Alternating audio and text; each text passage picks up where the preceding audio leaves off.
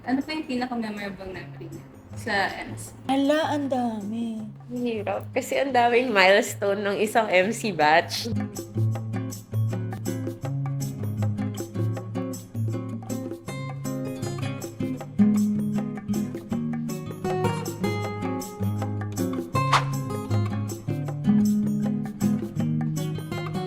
Napaka-importante na marinig namin yung boses ng mga estudyante. And MC is part of that.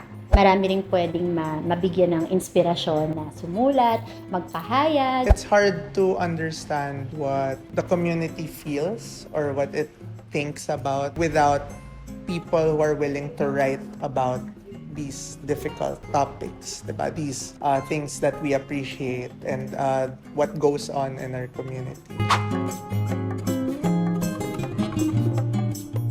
Sa amin, nagsimula yung online eh. So talagang kinapa namin siya. As in, wala kaming gamit. Wala talaga. Challenging siya sa akin kasi 15 lang sila.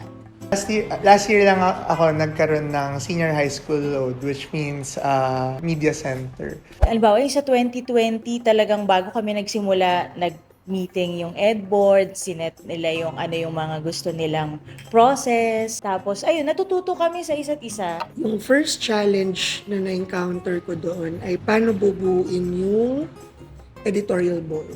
Basically, ubos na agad yung or nangalahati na agad yung klase, editorial board pala. Ang layo ng experience niya doon sa mga ibang grade levels. Tipong walang HRR, walang quizzes, walang formal theme. Ibang-iba talaga siya compared to the other grade levels. Lahat ng proseso na pagdadaanan, meron kaming vague idea, pero talagang inaral namin siya kung paano siya magiging efficient, paano siya magiging effective, tapos paano rin mamamaximize yung potential ng mga nagkukuha ng work program. So basically, lahat nagsusulat. From editor-in-chief, nagsusulat siya ng mga articles. Ganun.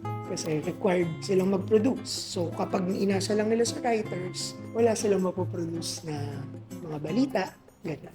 Ang Google Docs namin nun ay Yellow paper. pad Yung paper, pad- yellow paper, tapos dun i-edit, tapos isusulat ulit.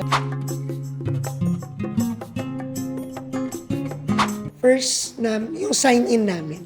Yung maipanganak yung nag-online. Tsaka masustain siya hanggang ngayon. Nung naipanganak namin yung parehas na sulyap, tapos magkasunod lang sila. Ang saya nung sign-in namin kasi ang theme nila, kung tama yung naalala ko, makabagong Clara yung theme nila. Tapos pinagtripan nila ako nun. Ginawa nila akong drag queen. Talagang hindi namin na-imagine na magtutuloy-tuloy siya. Na ganito siya katagal, na mag-evolve siya ng ganyan. Although talagang we worked hard for it, sa totoo lang. Nalabas namin yung parehas na sulyap. So, proudest moment siya. Lalo na sa 24, ilan lang kami. Parang 15. Tapos may times less than 15 lang yung nagpa-function. Tsaka yun din, parang may time na yung 2021 proudest moment na nakapag-MC live kami via Zoom. Kasi pandemic, di ba?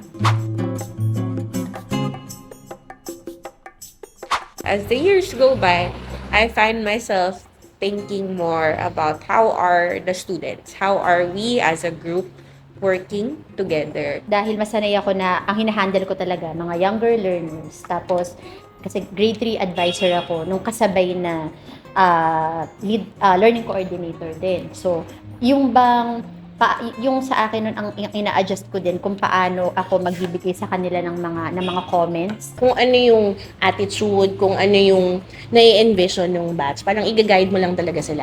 Hindi mo i-control or whatever. Kahit na nagbibigay ka ng mga straightforward na komento, nire-respeto mo sila bilang writers. Kasi meron silang sarili nilang estilo na hindi ibig sabihin may iba kang nasa isip mo, yun na yung maganda. Yun lang yung pwede. Nasa mga estudyante, nasa mga bata, kung kamusta sila, kung okay sila, nagre-reflect yun sa trabaho na ginagawa. Parang per MC batch naman, parang per bawat batch ninyo, meron kayo kanya-kanyang, 'di ba, style, may kanya-kanya kayong atake. kung ano, matutong mag-adapt din. Laban lang talaga. Laban lang. Kasi ako kung magiging tapat talaga ako bilang learning coordinator, hindi madali. Kalmahan lang. Pwede naman talagang mapagod. Pero wag tayo sanang magsawa. Kailangan yung pagiging bukas sa problema kung paano siya maharapin. Paano siyang mga ideya kahit na hindi mo maintindihan or parang hindi pa maintindihan ng LC kasi nga iba yung henerasyon ngayon, paano siyang tuturuan, paano siya ituturo sa mga LC. Manalig sa estudyante na kaya nila. Lagi namang kinakaya, laging nagagawa ng paraan. Kung hindi kaya, may ibang paraan. Actually, wala talaga akong parang wala akong sobrang expectation. Parang ang expectation ko ay ma-surprise. I think the environment works best if there is collaboration. So, natuwa ako kasi last year, na-experience naman natin yun. Na parang everything is communicated. The editors are always talking to the LCs. The editors are always talking to the class. Nagulat kami ni Teacher AC actually na nung first meeting pa lang, parang marami ng ideas. Pero 24 hours sana na yung compassion nandoon, yung understanding, na nakikita ko naman sa batch natin. Oo, meron tayong expected na outputs. May expected tayo na effort sa bawat isa. Pero nandoon pa rin yung, alam natin kasi yung context ng bawat isa na hindi lang naman MC yung buhay natin talaga. At part lang ito nung ating mga ginagawa. I think we can stick to that communication and collaboration to make it work. Hello, ka-MC.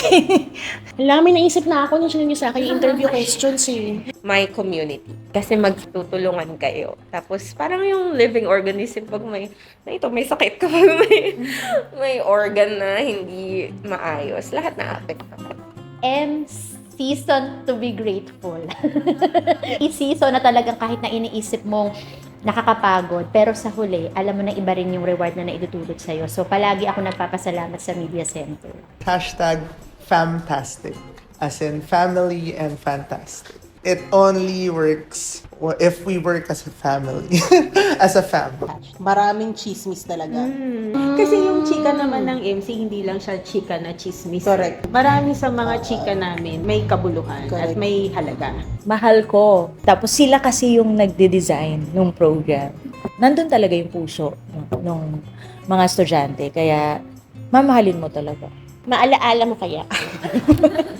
You have to refresh yourself dun sa tasks ng LC, sa MC, tas parang, yun, i-refresh mo yung sarili mo sa dapat na task, tas i-join mo pa siya dun sa bagong style ng batch na hinahawakan. May araw-gabi, MC kami. Hindi ko makalimutan actually yung sinabi ni Rachel Toralba, yung EIC ng 2024 na nung natapos siyang mag-MC, sabi niya hindi na niya alam kung ano yung susunod niyang gagawin. Kasi talagang yun yung nasanay na siya, naging buhay niya for 1.5 sen. #MC, laging may ginagawa.